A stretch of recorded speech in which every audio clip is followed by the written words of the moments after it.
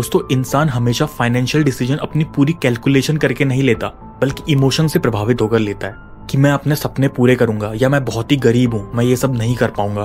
दोस्तों, सपने पूरे करना अलग चीज है और पैसे कमाना या फाइनेंशियल डिसीजंस लेना अलग चीज है।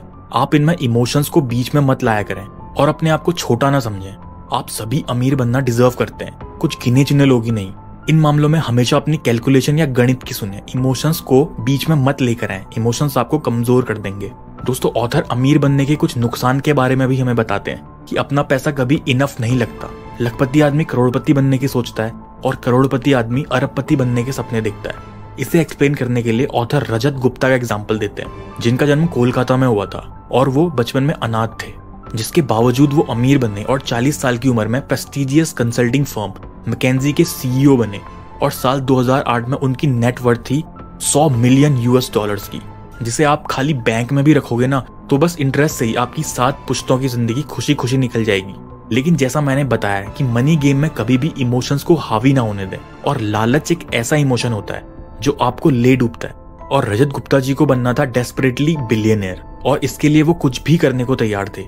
उन्हें इनसाइड ट्रेडिंग में दोषी पाया गया और सारी रेप्यूटेशन और सारी वेल्थ उनकी मिट्टी में मिल गई। इनसाइड ट्रेडिंग का मतलब होता है कॉन्फिडेंशियल इंफॉर्मेशन को बेच देना। इसीलिए ऑथर गोल सेटिंग को बहुत ही इंपॉर्टेंस देते हैं।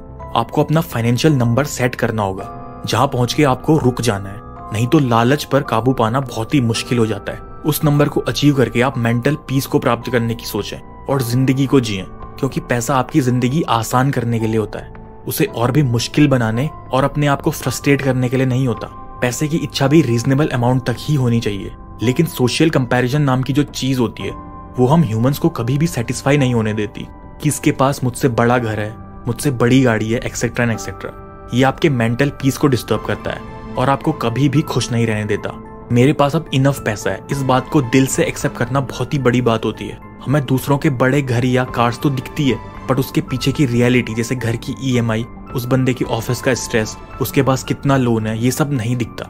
यहाँ हम इस फैक्ट को कम्प्लीटली इग्नोर कर देते हैं। हो सकता है कि वो बंदा लोगों को शो ऑफ करने के लिए ये सब कर रहा हो, बट इस केस में उससे बड़ा बेवकूफ इंसान और कौन हो सकता है जो लोन पे दिखावे की जिंदगी जी रहा हो। दोस्तों, अब वॉरेन बफे की बात करते हैं। वॉरेन बफे ने इतनी वेल्थ कैसे इकट्ठा कर ली?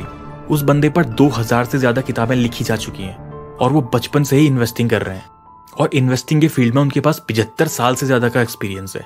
उनकी नेटवर्थ का 90% से ज्यादा हिस्सा उन्होंने 60 साल की उम्र के बाद इकट्ठा किया। अब हम वॉरेन बफे को एक कॉमन इंसान से कंपेयर करके देखते हैं। वॉरेन बफे ने 10 साल की उम्र में ही इन्वेस्ट करना शुरू कर दिया था और 30 साल की उम्र में उनकी नेटवर्थ थी $9.3 मिलियन, जो कि इन्वेस्टिंग से ही आई थी। यानी कि 30 साल से पहले ही वो इंसान एक मिलियनियर बन चुका था, जबकि 30 की उम्र में अमेरिका में एक एवरेज इंसान की नेटवर्थ मात्र $25,000 की होती है, क्योंकि इस उम्र में कोई सेव या इन्वेस्ट करता ही नहीं। एक लाइन में बताऊं तो वॉरेन बफे और एक कॉमन इन्वेस्टर में बस इतना अंतर है, कॉमन इन्वेस्टर कभी भी इतनी कम उम्र में इन्वेस्टिंग शुरू नहीं करता और वो इतने लंबे समय तक किसी कंपनी के शेयर्स को होल्ड नहीं करता, वो बस खरीदता है और बेचता जाता है। अपने 75 साल से ज्यादा के इन्वेस्टिंग के करियर में वॉरेन बफे ने टोटल 14 रिसेशंस यानी कि मंदियां देखी हैं, लेकिन वो इमोशंस में कभी भय नहीं और बिल्कुल भी पैनिक नहीं हुए और अपने शेयर्स को होल्ड किए रखा। और फिर पावर ऑफ कंपाउंडिंग का रिजल्ट आपके सामने है ही। आपको अगर वीडियो पसंद आया तो इसे लाइक और शेयर जरूर करें। Thanks for watching.